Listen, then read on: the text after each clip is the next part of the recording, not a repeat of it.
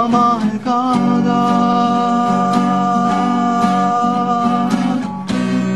এলোমেলো হাওয়া আমাকে কাঁদা পূর্ণিমা রাতে মনটা হারা এলোমেলো হাওয়া আমাকে কাঁদা পূর্ণিমা রাতে মনটা হারা লা লা লা লা লা লা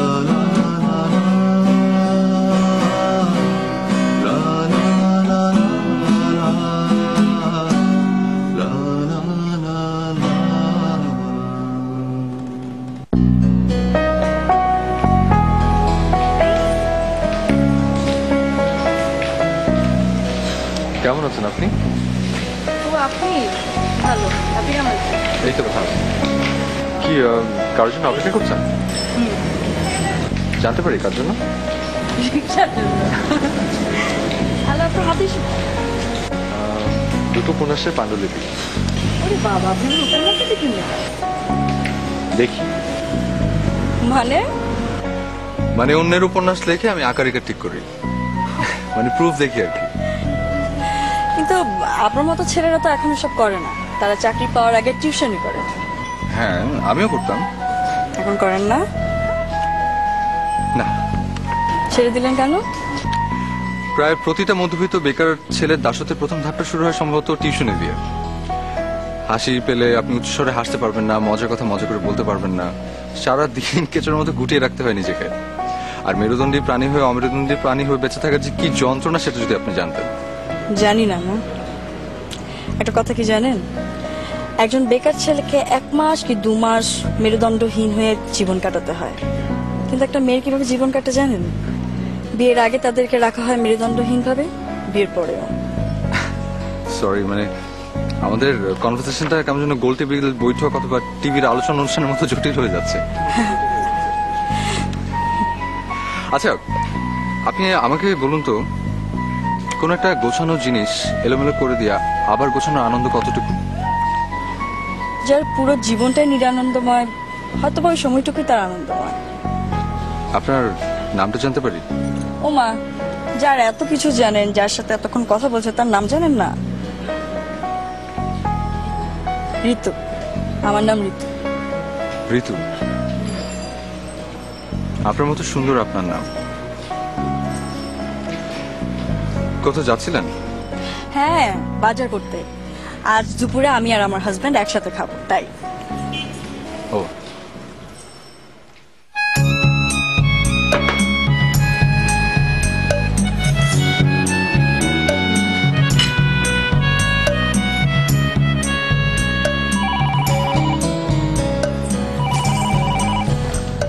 হ্যালো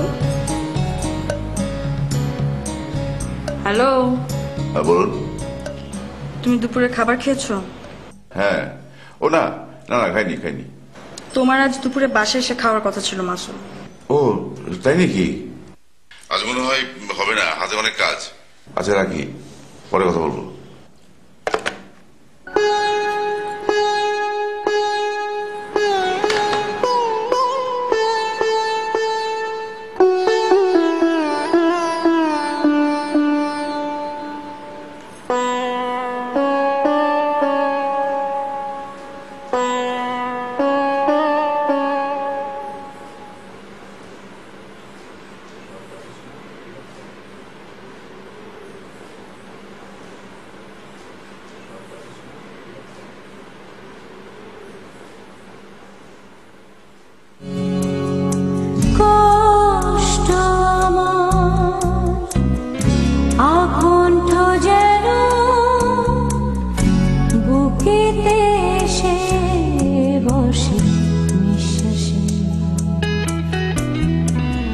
স্বপ্নরাশা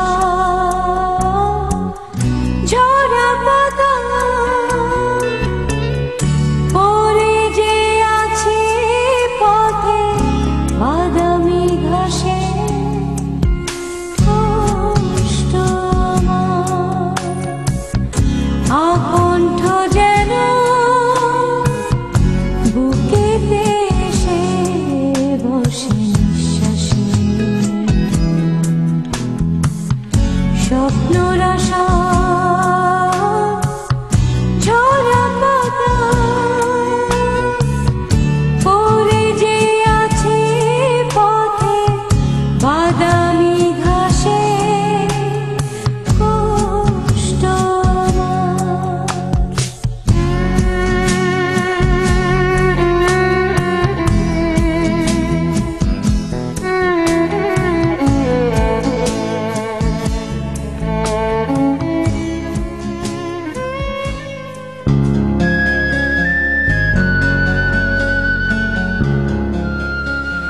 খারাপ?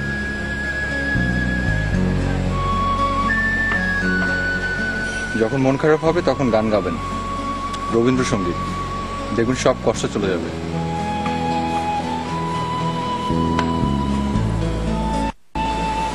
আমি কষ্টে আছি এটা আপনাকে কে বলবো?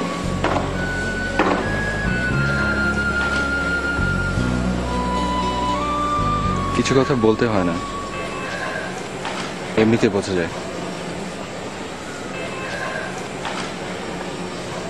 আসি। শুনুন,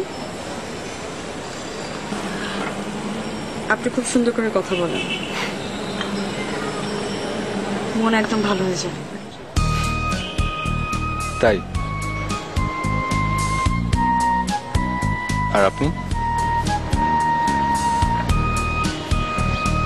খুব সুন্দর।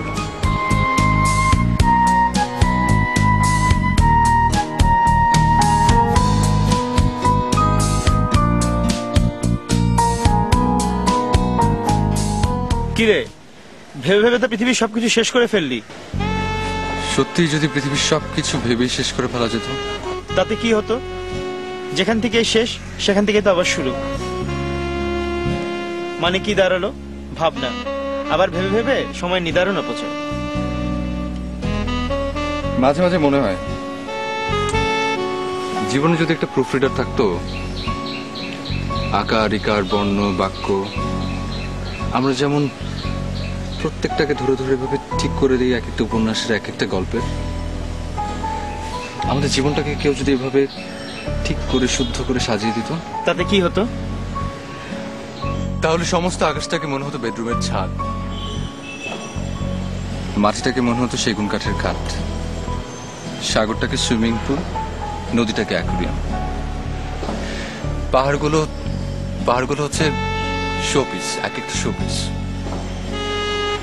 আর সবুজ বৃক্ষগুলোকে মনে হতো ড্রয়িং রুমে সাজিয়ে রাখা ফুলদানিতে পাতাবাহার।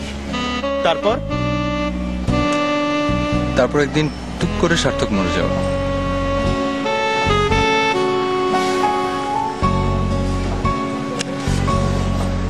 ঠিক আছে, থাক, আজই। কিরে, তুই ইদানিং বিকালটা একদম বাইরে কাটাতে চাস না, ব্যাপারটা কি? কিছুই না, ধোঁয়া ওঠা ভাত থালায় নিয়ে কি অপেক্ষা নেই আমার মায়ের মতো, কপালে কালো টিপ পরে সমস্ত আয়োজনে কেউ প্রতীক্ষা নেই প্রিয়তমার মতো, বোনের মতো কেউ দুশ্চিন্তায় নেই। এত বেলা হয়ে গেল তবু এখনো কেন ঘরে ফিরিনি বলে, তবু জীবনানন্দ বলি। সব পাখি ঘরে আসে, সব নদী ফুরায় জীবনের সব লেনদেন, থাকে শুধু অন্ধকার, মুখোমুখি বসিবার বনলতা সেন। কোনো বনলতার সন্ধান পেয়েছিস নাকি? না, আমি যে বাসায় থাকি সে বাসায় একটা মেয়ে থাকে, আইসক্রিমের মতো অদ্ভুত সুন্দর। আইসক্রিমের মতো সুন্দর মানে? কেমন জানো, ঠান্ডা ঠান্ডা, আইসক্রিমের মতো। মানে মানে ভালোবাসা? সবার জন্য সব না, চাইলে কি সব পাওয়া যায়? পেলে তো ধন্য হতাম।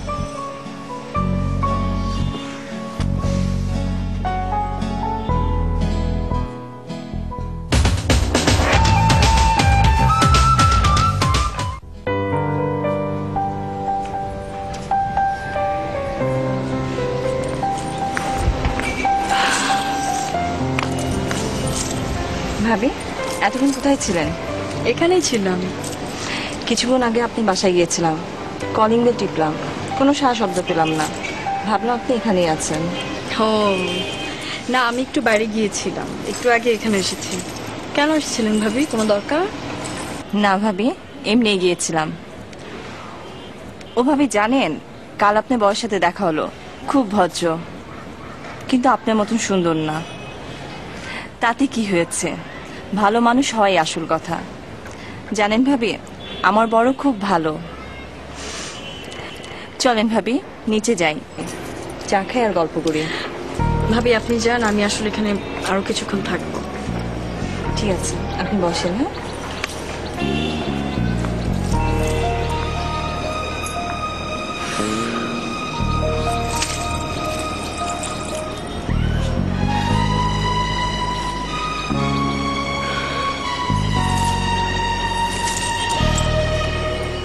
আজকের বিকেলটা বোধহয় একটু দেরিতে শুরু হয়েছে।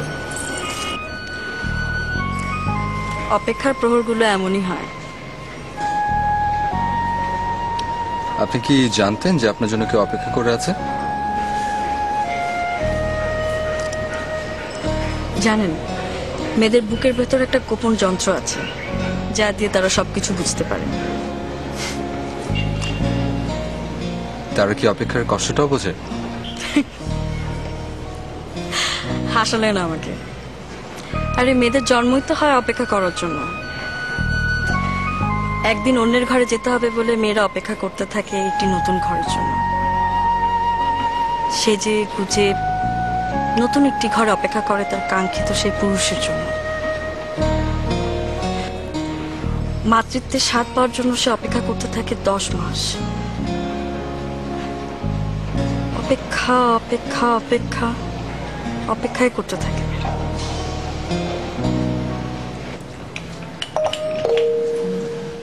ভাইজান,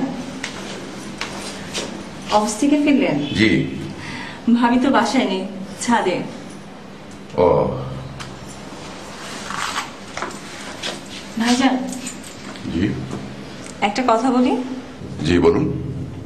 মাঝে মাঝে বউকে নিয়ে বাইরে যেতে হয়, এটা ওটা কিনে দিতে হয়, গল্প করতে হয়। জি। জি।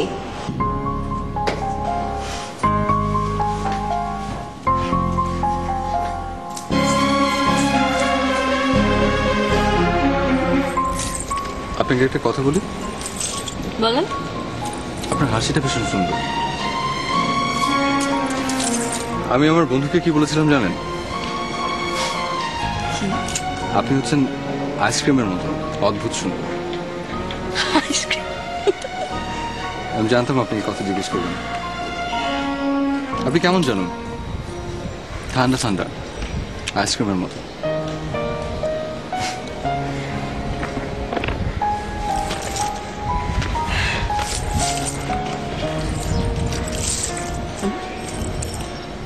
এটা কি? কিছু তো একটা আছে।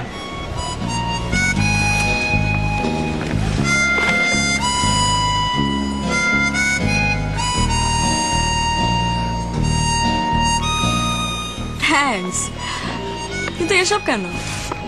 এমনি। আপনি যদি অভয় দেন আপনাকে একটা কথা বলতাম। নির্ভয় বলে ফেলুন। পৃথিবীতে আমি দুজন মায়াবতী মানুষ দেখেছি। একজন হচ্ছেন আমার মা, আরেকজন আপনি। রাগ করলেন? আমি আসি, হ্যাঁ, আমার দেরি হয়ে যাচ্ছে। আমি কোনো কষ্ট দিয়ে থাকলে আই এম সরি, কারণ আমি চাই না যে আমার কোনো প্রিয় মানুষ কষ্ট পাক।